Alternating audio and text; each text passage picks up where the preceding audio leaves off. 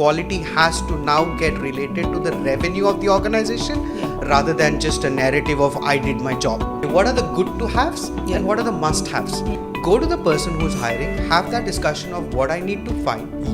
Very different feeling when I talk about AI to the HR teams is like, oh, I think I'm going to lose my job, so I want to block it. People are looking at AI as a crystal ball. Everything gets fixed just like that. Personalize the process, and you personalize what you're bringing the person for by giving them, here's how the next 3 years is going to look like. Not 0, not 1 year, but the next 3 years is going to look like.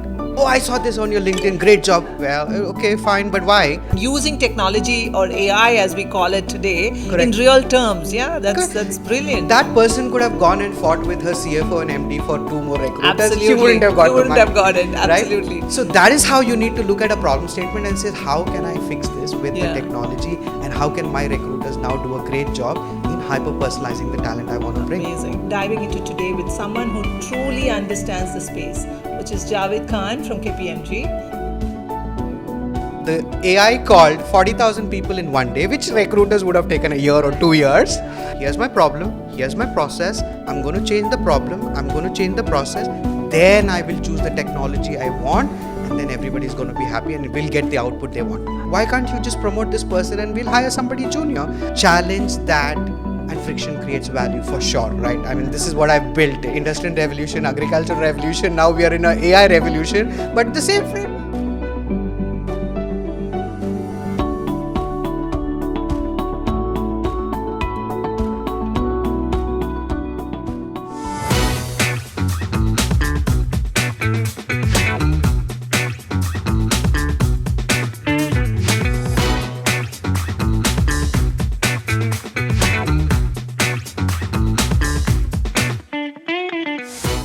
Welcome to Sales Igniter, the podcast where we explore the evolving world of sales, leadership, and strategies that drive meaningful conversations. I'm your host, Leenna Jayachaandran, CEO and founder of Transdefy. We are a sales performance improvement organization, and we are really passionate about the science of selling. And I strongly believe that great sales aren't just about closing deals. They're about igniting the right conversations that can create impact and lead to success for your client. Today, we are diving into a topic that sits at the core of sales success: talent and hyper-personalization. Sales is evolving, and the way we build and nurture talent plays a massive role in driving success, right? So companies today are realizing that it's just not about having the right people, but also developing them in a way that aligns with the ever-changing landscape of our buyers' expectation. And technology is really pushing us hard. And that's exactly what we're diving into today with someone who truly understands the space, which is Javeed Khan from KPMG. Javed is a leader, and he's at the intersection of talent strategy, digital transformation, and business growth. And as a seasoned talent acquisition expert, he has helped organizations build really high-performing sales teams. By leveraging technology, data-driven insights, and innovative talent development, he is known for really applying these strategies in the most practical and result-oriented way. Javed really brings a unique perspective on how organizations can not only find the right talent, but also empower them to drive impactful conversation and really long-term client relationship in an increasingly digital world. So Javed, welcome. It's a pleasure to have you in our Sales Igniter podcast, and let's ignite conversations that really matter. Well, thank you, Leenna. I mean, I think what you're creating here, I don't think there are quite a few people and quite a few professionals in the market who are creating a niche for sales and business development, or go-to-market for that matter. But I think what you're doing is really, really wonderful. So I'm so honored and pleasured to be here. So thank you very much for having me. And I'm looking forward for our conversation. Great. Thank you so much, Javed. That's fantastic. So what I was, one of the reasons why I really started this is, like you really lightly mentioned, very little, information out there for salespeople. So I thought, why not bring the experts and the leaders to share their insights, because we always listen to things in a closed room, right? And to a larger audience, it's important to bring the experts on place. So thank you so much for being here. My pleasure. Before we dive deep, I've had this experience. I've been in sales for 30 plus years and still learning all the time. Right. What I've seen is that recruitment, talent acquisition, leadership, that organization or the function always has a tug of war with the business. Yeah. Right? It's about, business wants talent like as of yesterday. Correct. And talent acquisition team always talks about culture fit, the right people, and all of these things. And in fact, I've heard in one of my conversations with a sales director saying that, you know what, I don't have the time to train. Yeah. Get me the right person to close deals as if it was yesterday. Correct. I mean, how do you really deal with that? I'm sure you must be coming across this, right? Pretty much every day, Leenna, and this is what happens in our part of the world, right? We're dealing with fill the seat, get the job done. I need the person to deliver. I need the person to go out into the market. I need the person to get what we want. So it happens pretty much every day. And what I have also realized is that if you look at the recruiting practices any organizations have, they're a little, I would say, older and getting obsolete, because the world is changing so quickly, but our practices and our performances are not changing. Like, one of the conversations that I've had is, you know what, Javed, I just need the person. But I said, listen, you're going to get the person. I'm going to be able to get that done quickly for you. But then what will happen if the person leaves you within 6 months? Then we're going to have a lot of loss of what we went through. So I don't think you want to hurry into those decisions. Like I keep telling my team, time to hire is not a metric that I would ever want to be able to go back and look at in the teams that I work with. I want to be able to look at the quality, and the quality has to now get related to the revenue of the organization rather than just a narrative of I did my job. That definitely needs to change in the market these days. So how do you really help them get out of this quick fix? Like, as much as we want them to realize this and want them to imbibe on this, is there a formula to avoid this quick fix? How do you convince them? Oh, for sure. I think the partnership is what matters, Leenna. I think where you need to start with is, rather than having to say, hey, here's a role that you need to fill, and then you get on with the job by doing whatever you're doing from a traditional point of view. I think you need to start a little differently. When you go to, or when somebody comes and says, I need a person who can build a go-to-market strategy, go to the market, increase my revenue, then you need to sit down with the person who's hiring and say, okay, what are the good to haves and what are the must haves? Now you need to find a balance between the good to haves and the must haves. Now, mostly what happens is we have a JD which was written 10 years back. Right. And we're still using that. Yeah, Sorry, absolutely. but I think that is where the problem is. Nobody's even challenging what needs to be looked at it differently, because the people who are in the market and our client base is also changing, right? Absolutely. But why are not we changing what we want to hire? So I think that's where the first discussion starts, Leenna, is go to the person who's hiring, have that discussion of what I need to find, what are the good to have and must haves. Okay. Don't compromise on the must haves and make sure that you get the talent in. And then of course, the must haves are going to be good for the advantage. But what I also want to understand or tell you, Leenna, is when you're looking and having that conversation with a hiring manager or the person hiring for that sales team, have the conversation of, okay, let's look at the past data and analyze that data. Absolutely. What kind of persona? Now, no more JD. Yeah. You need to move that JD conversation into a persona conversation. Yeah. And that persona conversation needs to happen quickly and use technology. And there's a lot of technology available, freemium, I would say, which starts free and then becomes premium. And there's so much more that everybody can use in their organizations at this point of time, and then get going with that. I like the point you mentioned, right? That do not go with just, today we can pull up a JD through a ChatGPT or any AI tool and just kind of send it across, right?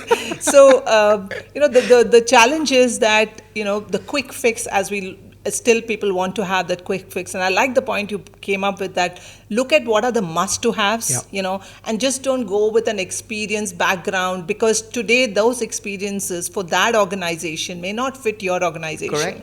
Correct. And buyers' expectations are changing completely. They're looking at salespeople as more consultative rather than transactional. So obviously the JD, which was 10 years back, does not fit in today's time. Correct. So I would can I look at it as experience versus versus competency rather than just like when you said persona, would you be referring to a competency of that person, and as that have that person really evolved in his building his competencies? Would that be a Competencies is one part of it. Behaviors is definitely another skill set. But what I think we need to also look at is the adaptability of the person, because a 4-page resume of what that person might have done in their past might not be relevant at all right now.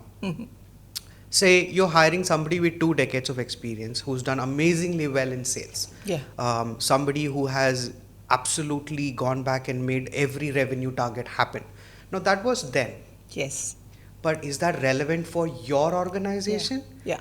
The emotional triggers your organization is working towards? You got to look at the adaptability of that person coming for your organization. So I don't think, and one good example that pops up to my head, Leenna, is, and you know, being a recruiter, you always recruit and you're always interviewing, Yeah. right?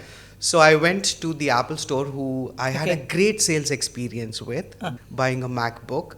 And then I said, what was your background? And that person was actually a kind of a hostess in a restaurant. Okay. And then she became a salesperson. Okay. Now, Apple broke that stigma Absolutely. of I need a salesperson to do sales. Yeah. You never know where you're going to get your diamonds from, right? That's my first rule to my team is look at every angle and keep that boundaryless behavior. So adaptability for sure. And can you adapt and see what I can do? Emotional quotient, right? Okay. Yeah. This Very is critical. this is by far in sales the most important Yeah. skill or behavior that is required. At this point of time, I think the product only does 50% of the job, but the 50% is done by that human who's selling. Yes. How many times have you heard this statement that I didn't buy that for that, but I bought it for the person Who's who selling did that, it. right? Absolutely. Right? Absolutely. So, and in my cases, if I look back at whatever I have done or whatever I have purchased, I think 90% of the time is the person who convinced me to do what I Absolutely. did rather than the product or whatever it is. I could compromise on a few things. So, that emotional quotient about how that person is able to connect with you is going to be very important. Skills, behaviors, competencies, what competencies organizations have is all going to come into a play, but that's going to be level number 2. But let's get the right person to do the Yeah. right job Yeah. rather than just keep saying, I need a person who has 20 years of sales experience. Might not be something that might be Yeah. needed for today's world or today's relevancy. And most importantly, like you rightly said, if I have 20 years of experience and I have not evolved as a salesperson, I have not improved my skills, I have not understood what's happening outside there from a buyer's organization. And, Correct. you know, really adapting. I think adaptability, agility is so critical in today's time, Correct. right? So great. I mean, so that leads me to the next question, that with so many AI tools, Yeah. you know, and data-driven decisions Right. in recruitment, I'm sure it's come into recruitment as well. I hear a lot of them saying, I have this tool to really analyze the person. You know, one of the things I also think about is the ATS, what we're using is analyzing actually resume, but not people, right? Correct. So because I can have the best resume put up there. Correct. So with so many tools out there, how do you see that the recruitment space is really shaping up and, you know, really leveraging these tools to identify the right, I would focus on sales, but generally as far The right as talent. Right talent is concerned, I mean, how do you see that AI is really coming in play there? And it's getting crowded, right? Yeah. This market of HR tech is really getting crowded out there because I think every day there is somebody who opens up something and says, I'm going to solve the problem. Yeah. Right? Yeah. And, you know, just a few days back, I was in a conference and I had an opportunity to judge a few HR tech startups. Wow. And what I realized is that people are designing a startup or a product based on what they think their problem was. Right. Okay. So I told them, listen, I heard 15 founders present to me and says, this is what we want to do, this is the problem that we're going to solve. And my one question to all of the 15 was, how many discussion points have you had with the internal talent acquisition teams? Because I don't see a relevance or a connection right now. Similarly, on the other side, just because of the peer pressure or HR head or somebody CFO saying, hey guys, let's use AI, there are people who are just buying something off the shelf. Yeah.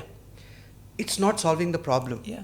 Our ATSs, which are some legacy ATSs, which are being used from the last 15, 20 years, even LinkedIn for that matter, has not evolved in the way we want it to evolve as quickly as it is possible. Right. So I think when you want to find talent and when you want to be able to go back and sit down and say, I want to find the right best sales talent or so on and so forth, first you got to understand what is the problem that I need to solve. Is my problem only to get my revenue and the right people who can drive that dollar, or I want people to build long-term relationship and so on and so forth, right? So you got to identify the problem and lay the problem out down, and then find a product which is related to solving the problem rather than just buying something off the shelf. Right. So there's a lot of crowd, there's a lot of cheapness, there is a lot of free things happening, but don't just fall prey for, I just want to get into AI game. You need to find the right thing. Now, so there are quite a few things, right? So for example, if you look at the data sets, you can look at 200 years of data sets of what has happened in sales within microseconds right now and design the persona that you want to have for your organization. Right. You want to look at your organization and look at the data sets, what's happened, what's worked for you, what's not worked for you. Put that data set into any kind of model, and then that model will tell you, hey, this works for you, but this is how you got to change and tweak so that you're going to stay much more relevant and what you want to deliver right now. So I think my answer to that question is there's a lot that's happening. I don't think ATSs alone will solve the problem. Right. You definitely need a little bit of a push for the ATSs. Predictive of what is your organization wanting to also look for in a person. I mean, that integration is so important. Correct. Yeah. And you got to look at your processes as well. Yeah, absolutely. Because what will happen is if you use your old processes with the new technology, then that new technology will get flawed. Absolutely. So you got to go back and say, here's my problem, here's my process, I'm going to change the problem, I'm going to change the process, then I will choose the technology I want, and then everybody's going to be happy and will get the output they want. Absolutely. Because AI is all what you input also, Correct. Right? If you have a crappy process and you're going to put technology into it, it'll also give out a crappy Correct. output. 100%. So I just recently wrote, I mean, this is interesting and fascinating to know that it's like a deja vu, right? I just wrote an article on LinkedIn saying that people are looking at AI as a crystal ball. Everything just gets fixed just like that. So I guess, you got to be really aware of the fact that how do you really fix your processes first and then bring technology to really enable you. Otherwise, it'll become like another CRM we've been using. People have not adopting to CRM. Correct. Even today, if I look at organizations, seasoned professionals or really established organizations, CRM is just a data gathering box. Correct. Unlike it shouldn't be, it's something which enables you. Correct. The same thing will happen with AI if you don't really put your process and really help make it an assistant for you to bring out the right results. So, and it's not going to take our jobs. I don't know why, but I have this very, very different feeling when I talk about AI to the HR teams. Is like, I think I'm going to lose my job, so I want to block it. But that's not the problem. The problem is if you don't use this is where the problem is. Absolutely. Agility again there, right? So, correct. And what will happen is your hiring manager is going to keep telling you that you didn't find me the right salesperson. Yes. And you're going to keep saying, I don't have the time to do it. Yeah. I have to call 500 people, but I can't get to call 500 people. And then you're always going to keep doing this tug of war. Absolutely. So use technology. Yeah. Let an AI call the 500 people and get you the best 5 people. Yeah, that's a right statement. Let AI do that job, the mundane job. Because eventually you're anyway going to lose the game. Correct. You're going to lose your job. So, interesting. So if we solve this problem of getting the right talent, the bigger problem which comes is to retain them. Yeah. So how do we really make sure that as organizations, because what I'm seeing is you bring the best talent, you do all the right things, you bring the person on board, but you're not really enabling them or really having them to with the right tools and methodologies. So they're not engaged, so you lose the good people. But people who are not really efficient stay on because obviously this is the only place they can stick on and then they drag their heels. So is there a formula to keep them engaged? Is there a formula to really make sure that you retain your top talent? Because talent is again a bigger problem anyways, right? Getting the right talent is a problem. So is there a formula for that? Because before we go into our topic on hyper-personalization, because I'm just waiting to unpack that. Formula, I think it's human so much, Leenna, that I don't think you can able to crack that formula by saying, here's a math problem, let's solve it. But I think where it needs to do a little bit of a work is, I think very clearly, simply, that the interview is not a one-way street. It has to be a two-way street. And the recruiters need to do a little more better job on matching the candidate with the hiring manager. Now, for example, Leenna, you have a different set of ideologies and principles. I have a different set of ideologies and principles, and that's what makes us you and me and humans. Now, say a hiring manager comes and says, I need so and so. Okay. Now, what is our job? Our job is to find the person who will be able to do this right with the hiring manager. Now, the hiring manager's principle is that I will wake up at 5 a.m., right? But the person that you're hiring is I will wake up at 11 a.m. You lost the problem statement, right? Absolutely. Because how are you going to marry these two people? Yeah, absolutely. Right? Yeah. And when it is absolutely not going to work out, And they're going to have friction. And it's no more opposites attract here. Definitely not, okay? I don't think, I never believe in that statement until unless it's husband and wife, but I don't believe in that statement at a workplace where opposites attract. No, I think the attraction of how do I make this great marriage happen when you're going to come and work for me has to work. Yeah. And that's the first step. The second step is look at the trajectory and the career aspirations of that person. Now, if that person's career aspiration is, I'm taking this job just because you're offering me, then that's not your candidate. Yeah. I think you need to leave that candidate aside and focus on somebody who wants to spend at least a few years in your organization. Right. Because the ROI on somebody that you hire and let go is also going to be very important. Yeah. And in your first year, you're basically learning and getting to know each other. So good work only starts after the 8th month is what I believe in. But that is the second aspect of it, right? Formula, again, to crack something, I think that is where you need to, as recruiters, spend more time. Look at that this is my problem and not the hiring manager or the organization's problem. Right. The recruiter needs to make sure, or the talent acquisition needs to make sure that they see that they are a part of the organization, they are contributing to the revenue and the growth of the organization. Only when that kind of passion that comes in saying, I'm doing this for me and the firm, then is when this is going to work. Okay. This is more soft skills than anything else, because after that technology will take over. We will have our ATSs shortlist candidates and so on and so forth. But these behaviors definitely need to make a little bit of a change. So that takes me to the next. So one is to, of course, attract the right talent. And two is to engage them, like what you rightly mentioned, that need to have an alignment with the talent who's walking in as to how could their onboarding be, how do I really coach and really plan for their success, address those issues, and then convey that message also to the person who's coming on board, that here is what we want to invest in you for. That kind of a commitment, bringing them on board also, kind of really makes a lot, because here you have one of the best persons on board, and now you want the person to be doing what they think. I've heard a lot of leaders saying that, I bought the right person, now why do I need to train or enable? That's the reason we spent all the time to bring the right person, or the right person for the right role, rather, if you look at it.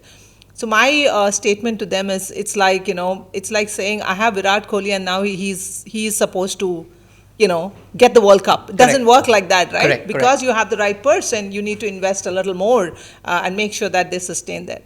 So that brings me to the next question on hyper-personalization. There's a lot of talk about personalization, right? And I know that's one of your most favorite topics, 100%. As well as a subject very, very close to you. Correct. Would be your take on hyper-personalization for sales, and why is it so important? And see, again, why does anybody change a job? That's the first question that we want to ask, right? I'm changing a job and I want to go work for somebody else because I want to take my career to another level. Right. Now, most of the times, if not all the time, is people lose the interest on working and doing amazingly well because they come into an organization and they feel a mismatch between what has been promised, what has been told in the interviews process, and what they are finding in the organization when they come. When you come into an organization, you meet people, you talk to people, and you say, oh, I am so and so, I'm so and so, I've got so much experience, I've got so much, and people talk about their salaries also daily, which I think is wrong, but it is so personal to them that they need to keep it. And then they're like, oh, so I could have got more salary, but you gave me less salary. Okay. I could have come in as a manager, but you bought me as an assistant manager. I could have come in as a director, but you bought me as a senior manager. Now, when these mismatches start happening in the organization, that's when things starts to fall drastically apart. Right. Now, hyper-personalization doesn't mean that you have to go to somebody's house and give an offer letter to them. Well, in India, it's happening, but really, there are people who are going to people's houses to give offer letter and contract letter. It's happening in India right now. That's how hyper-personalized they are getting right now. Okay. They're even celebrating with their families when they get promotions. I'm like, wow. You guys are taking it to another level. But the hyper-personalization is when you are having that closing call with that employee who's ready to join you. Give them the lay of the ground with almost every reality. Tell them you're joining our organization at this level. The next level is going to be this, and this is how many years it's going to take for you to get there. If your performance is amazing, we might even look at it shortening the time, but it is going to be performance driven and nothing else. That's a reality. Second is you're going to be working with a team of 20 people, and this is how the team of 20 people looks like. You're going to be working with a manager who's been with your organization for 20 plus years, and he's grown internally as well. So there is opportunity for you to look at that aspect as well. What does somebody who's changing a job have is a lot of anxiety whether I am going to be amazing in the new organization. If you start answering those anxieties and you start solving the anxieties, then it's a winning formula for you to have and retain the best talent again. Don't lie and don't just do this for closing the position. You got to do it. Also understand that it's a human being who's disrupting so much in their life and coming to a new place as well. That's hyper-personalization. Not, I will call every day, I will invite him for drinks, I will invite him for dinner. Have a team dinner. That's not hyper-personalization. Or congratulate him for every little thing. Oh, I saw this on your LinkedIn, great job. Well, okay, fine, but it's why? Good, but that's not the real term of, real definition of hyper-personalization. 100%. This is how an organization should be able to attract talent. Hyper-personalization is making sure that you personalize the process and you personalize what you're bringing the person for by giving them, here's how the next 3 years is going to look like. Not 0, not 1 year, but the next 3 years is going to look like. Even when I have salary conversations with candidates, I always tell them, don't look at it from a dollar to dollar from what you're getting this month to what you're going to get next month. Look at it on how you're going to be 1 year down the line after you make the bonus as well. Right. That is the right comparison. That is hyper-personalization. Not just by saying, I'm giving him 60, I'm going to give him 70. Doesn't work. Doesn't really work. Because the person who's receiving it probably might be seeing it short term. It's a responsibility of the organization to let them see a bigger picture, a longer roadmap. Because nobody wakes up and thinks that today I'm going to leave my job. I'm going to get a better job. Correct. Because that anxiety is there, that what can I do better, or how can I really make myself relevant. That anxiety is there for the talent or the salespeople. They're always at the edge. But really having that alignment makes a lot of sense, I guess. Do you see this happening a lot now? Hyper-personalization, not like what I'm seeing in India. I mean, it's lovely.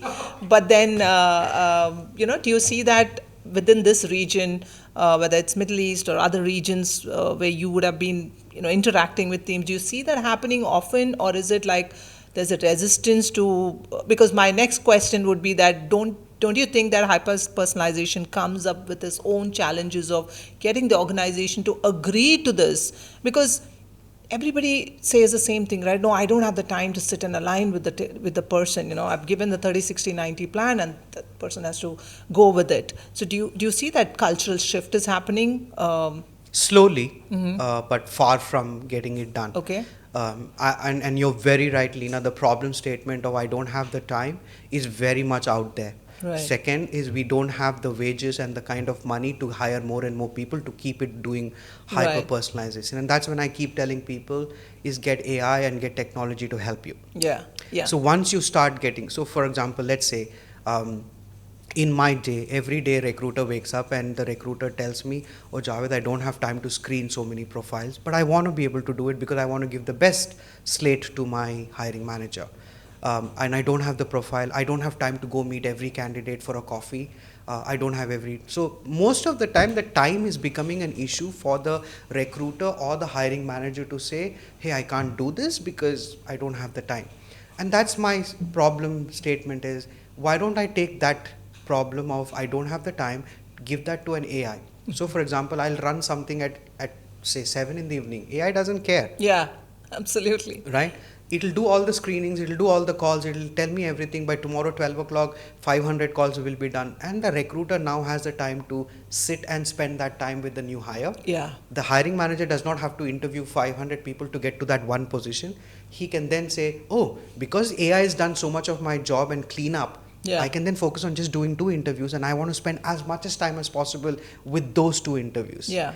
And then you can also look at, hey, can I have an interview in a neutral setting where people open up, people give out? Because whenever you call a person to another office, they're putting up their best self on that day. Right. You need to have some interviews on a neutral setting where everybody's open and everybody's okay. It's like, I don't care who's judging or what, I will be what I am, right? Second is the biases that we have also need to be removed. And that biases can be removed with a lot of data set and a lot of cleansing of data sets with the AI that we have. So if you have to hyper-personalize, then you got to make time. Yeah. Well, we only have 24 hours in a day, and we got to be with our families for 12 hours of that time, right? So you technically have 12 hours of productive work in which I want to work for about 8 hours and get some downtime as well. Yeah. In that 8 hours, how much can you do? Not much. But can AI do a lot much? Yes, right? Yeah, of course. I was talking to a car rental company, another friend, very close HR person, and she says, I only have 2 recruiters, but I have to go back and find at least 500 salespeople. How will I do this, Javed? I said, okay, what do you use? You use Bayut.com, Naukri.com. What do you use? So she told me the portals that she used. So I said, here's a solution. I will introduce you to a friend who's building an AI. That person, what they'll do is they will build a conversational bot which will be as human as possible. It'll call all the 40,000 salespeople on Bayut.com. Wow. And then create data sets saying, this will work for you, 100, 100, 100, 50, 50, 50. And it'll do the calls in Arabic, Hindi, English, whatever you want it to. Amazing. And all your recruiters need to do is curate that communities. Right. Just now pick those specific pods, as we call, right? Yeah. So the Amazing. AI called 40,000 people in one day, which recruiters would have taken a year My or 2 God. years. Yeah, I can imagine. One day, 40,000 calls were done. It asked 3 basic questions, then created the communities they had needed to create for salespeople. And the recruiter now says, oh, I need a salesperson for Russell Khaimah. Done. I have this community ready. I'm going to go after it. I'm going to send everybody a message and I'll start curating it. I'll start picking up 3 people and I'll go do the job. One-time investment. Wow. And that's really called agility, adapting to and using technology or AI as we call it today. Correct. In real terms. Yeah, that's brilliant. That person could have gone and fought with her CFO and MD for 2 more recruiters. Absolutely. She wouldn't have got You wouldn't the money, have got it. Absolutely. Right? So that is how you need to look at a problem statement and say, how can I fix this with the technology, and how can my recruiters now do a great job in hyper-personalizing the talent I want to bring? Amazing. I think this is in true sense hyper-personalization, using technology and human intelligence, I would say, bringing both together so you know where you're spending your time. Correct. Where it is really required, not to do the mundane job. And typically what would happen in this case is that she would have got frustrated, Correct. picked up some talent, convinced the leader that this is the This right is it. talent, and then the cycle goes on. 100%. We all been there, right, Leenna? Absolutely. Interesting. Exactly. So, Javed, lovely talking. Yeah, I mean, Absolutely. I just have one more question for you. So, like in the sales world, right? When we talk about customer engagement, we also talk about the hyper-personalization. Yeah. Do you see, because you're in the talent and talent acquisition in domain, do you see that organizations are really enabling salespeople to be, or I would say training salespeople to follow and adapt to the concept of hyper-personalization in their customer engagement? Or do you see a big gap? Because I see that there is a big gap from a business side. When I come from the business side, I see that organizations are really not spending enough time. For them, training is tick in the box and then say that, oh, I did this training, but there is no impact still. Obviously it will not, because you're doing a one time and you're really not hyper-personalizing those training and coaching for your salespeople as well, right? Correct. Only then they would do it. So do you see that organization, this gap of no enablement or training for the salespeople, or do you see that there can be an approach to this to fixing this gap? Very high level, there's a big gap. Yeah. Okay, 100%. You're very right on the money. There's a big gap on that part of it right now, Leenna.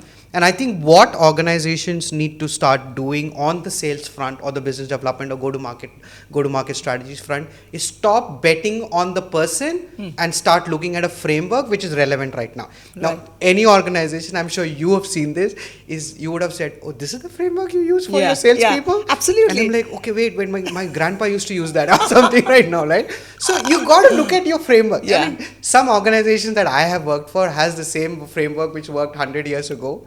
Industrial revolution, agricultural revolution, now we are in an AI revolution, but the same framework, you got to change it. Yeah.